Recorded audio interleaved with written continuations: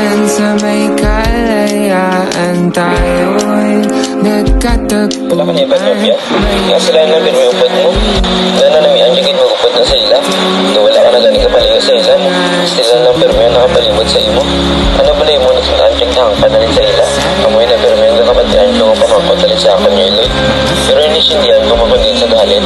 Normal man lang nga magunawala ang ato yung maginaganan kung ang ilang kabataan. Mas kinapili nga maglaan sa oras sa kabakada nila bisan duwala surga na yung masalapit mo. Ngunit ngayon kay bilis maglaho ng gapon. Sana'y huwag kalimutan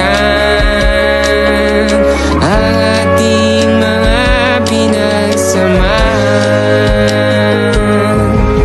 At kung sakaling kipitin ay laging iisipin na minsan tayo ay naging tunay na magkaibigan.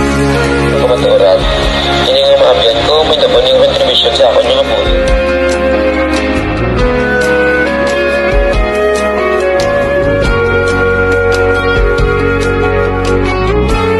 Magkatilasan sa presensya nga sa ila pala makita.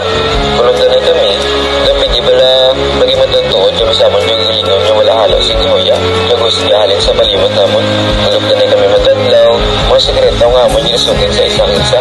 Yung ang mga inagyan sa amon kaboy nga nagkapabakas ang relasyon sa amon bilang mag-abyan. Nga nag-obras ang mga inagyan sa amon kaboy nga ako ni Hantos sa itong katapusan. Tayo'y mauubusan sa ilalim ng bilog na buwan. Mga tiyan natin walang laman, ngunit kahit na walang pera, ang bawat gabi Ang mga biyan ko lang makikindi sa akong pamagi ni hindi magsitiyang sa iba. Kundi nagadalain ni sa akong singkoon niya kasadyakon. Hindi ko matanggi nga nakita ko ako ang kapahuwayan sa akong mga biyan. Sa panahon niya nagadulot sila kunba sa atong tagipusoon. Ang atong mga biyan ang yara permi, handa para buligyan tiyagaan sa gataw mga atong mag-ahon niya hunong na pagtatapusoon.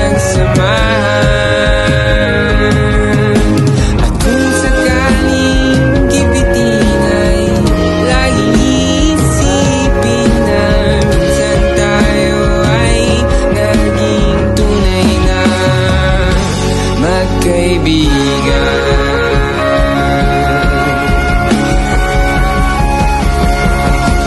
Minsan ay hindi mo na alam ang nangyayari kahit na anong gawin.